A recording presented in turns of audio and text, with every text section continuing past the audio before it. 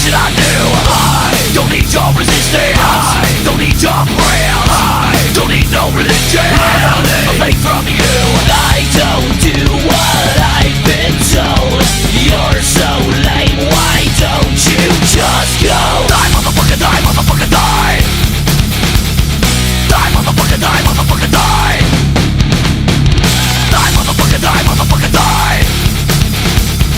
Die, motherfucker, die, motherfucker, die. What's up, buds? Fly High FPV. I want to tell you about the O4 Pro. Been flying it since release. I've got it in one quad and I want to put it in some more. I have been just kind of blown away by how much power and range that I've been getting.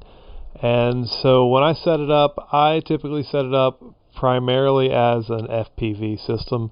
That's my goal, is to get the best experience to my eyeballs I can possibly get. And so I'm setting it to 1080 by 100, and I'm either using 60 megabit mode for the most range I can possibly get, or if I'm comfortable with the range I've got where I'm at the spot, then I'll turn it on to RaceMode, 40 megabit and 1200 milliwatts, and I still have more range than I had on O3, but at a lower latency. I'm absolutely blown away with it as a video FPV system, but I've been getting a lot of questions about how is it as a main camera. I always have the latest and greatest GoPros. The accidental damage protection means that when I break one, I always get a new replacement, so it keeps me on the leading edge of GoPros. But the question is, do I still need to carry the weight? Can I get away with just the O4 Pro? Or can I just, do I need to keep carrying that GoPro? Because it's heavy and it's costing me flight time and agility, and I could get lighter without it. So here's a little side-by-side comparison of some footage.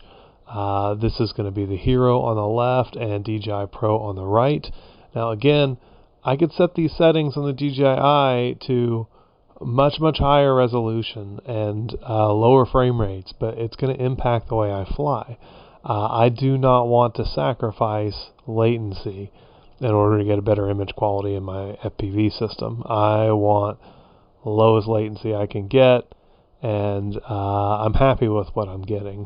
So then the question is, can I use 1080 footage? The footage looks good. It's definitely not as good as the GoPro next to it. Now, the GoPro's also running hyper smooth. I don't typically use the DJI Rocksteady. I find it awkward.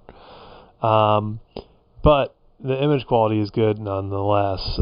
We're still at about half the bit rate. This is, I think, recording at 60 megabit per second. And the GoPro is at 100 or 120. I always use the high bit rate setting. I'm not using Labs firmware though. So this is full screen DJI O4 Pro, and it looks great. The colors are good. It's a little more like foggy next to the GoPro. Just a little bit more clarity. Here's the GoPro again.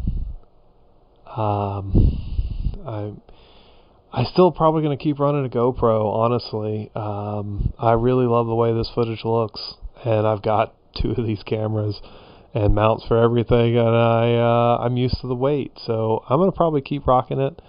I think it's totally viable for a single cam. You don't need to have the GoPro, but I do pro work all the time, and my clients are always going to want the best GoPro I got.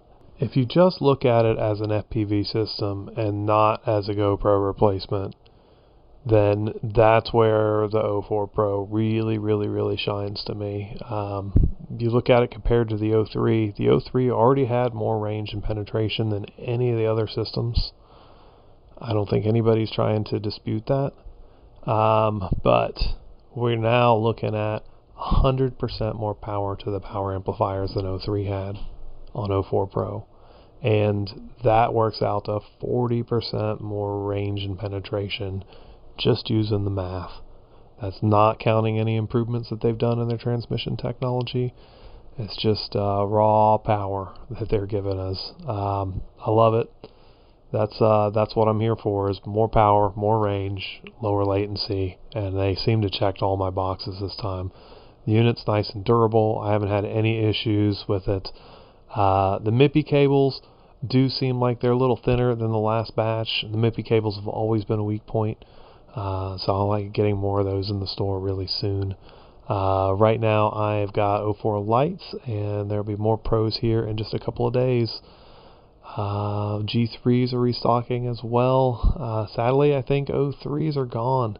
I'm not seeing any more stock available, and they stopped production of them back when they dropped the price to $180, so that was the last time they made any, boys.